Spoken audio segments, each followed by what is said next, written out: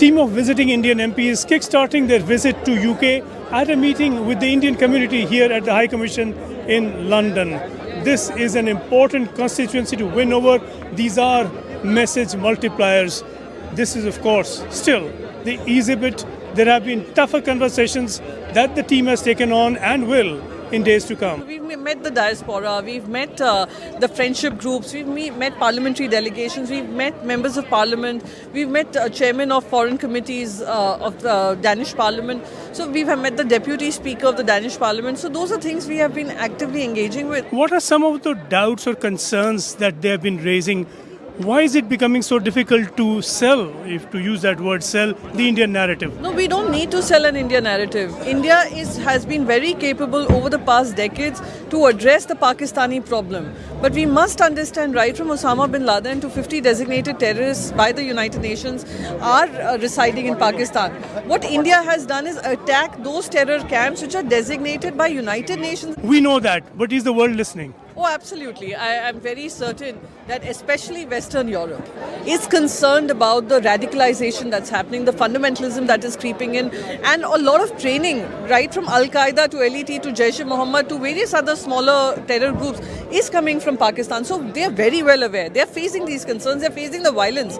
So having said that, they do understand this. They also understand the need to hold Pakistan to account, whether it is through grey-listing them in FATF, whether it is checking how these IMF loans are being utilized. Is it going to build more terror camps, or is it going to go for the people of Pakistan? So those are things which even the European region understands and has expressed concern, and that in itself is heartening to note. And also don't forget, it was the European countries which stood first with India, saying that what happened in Pahalgam was unacceptable and India had every right to respond.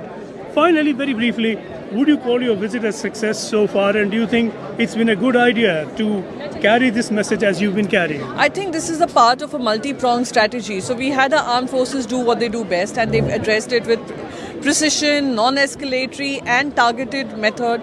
They also damaged their air bases when we realized that they were trying to launch their missiles from the air bases.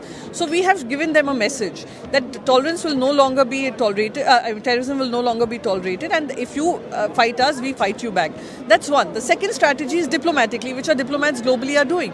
The third strategy is to get our members of parliament a united front to take to the world and say what is happening to us could damage you all also sooner or later. So there's going to be, this is an ongoing mission to make the world aware that this is time that we all stood up and held the very basis and genesis of terrorism accountable. All of the MPs addressed that very large gathering, each saying it their own way, but of course to the same end. That was the point, wasn't it? It occurs to me that India is very blessed. We have one High Commissioner and 2 million ambassadors. But, my friends, I really don't feel in a very cheerful mood. This is not a cheerful moment in our history. I don't think perhaps we have failed in conveying the pain and anguish and rage that our country is feeling at this moment. This is a moment of great sadness. It is a moment to hold those who are guilty accountable. It is not a political moment, But a moment when religion has been dragged dangerously into political and human relationships, and who could be more mindful of that than Ghulam Ali Khatana, the member of parliament from Kashmir. Ghulam Ali Sahab, the terrorists killed people in Pahalgam in the name of Islam. We have the Pakistani military chief, now Field Marshal, saying that he's conducting the war in the name of Islam. How Islamic is this Pakistani campaign of terror and aggression? It's purely against the basic tenets of Islam. Prophet Muhammad preaches peace, love, affections, harmony. But what Pakistan General is doing, it's totally against the basic tenets of Islam. How did the majority of Kashmiri Muslims view the Pahalgam killings? First times the religious peoples have silence for in mosque itself, and youth of the Kashmir condemned And everybody, media blogger, social media bloggers, journalists, elders, women, everybody condemned terrorist attack. This is against the humanity. And Prophet Muhammad SAW saying, if you kill one person, innocent person, that means you kill whole humanity. How do people within Kashmir Valley view Pakistan? We don't inspire from Pakistan.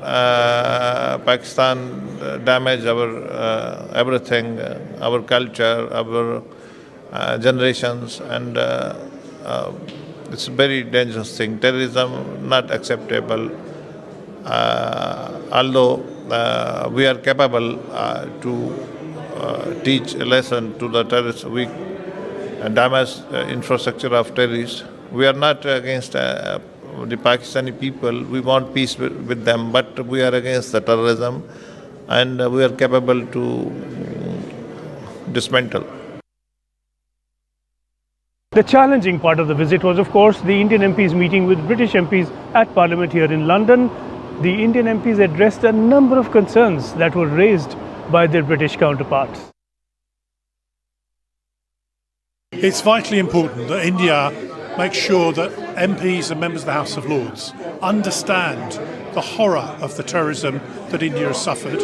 Also, what India is doing to react to that terrorism in a proportionate way by hitting the terrorists, where it has no enmity towards the people of Pakistan, but towards the terrorists that cause such damage. And we must reach out to make sure we build our friendship, build not only on trade, but security, defence cooperation across between the United Kingdom and India to safeguard the largest democracy in the world. The insights provided by members of parliament, some of them very senior, former ministers, Rajya Sabha members, Lok Sabha members, the insights they provided today on what is happening in India is phenomenal.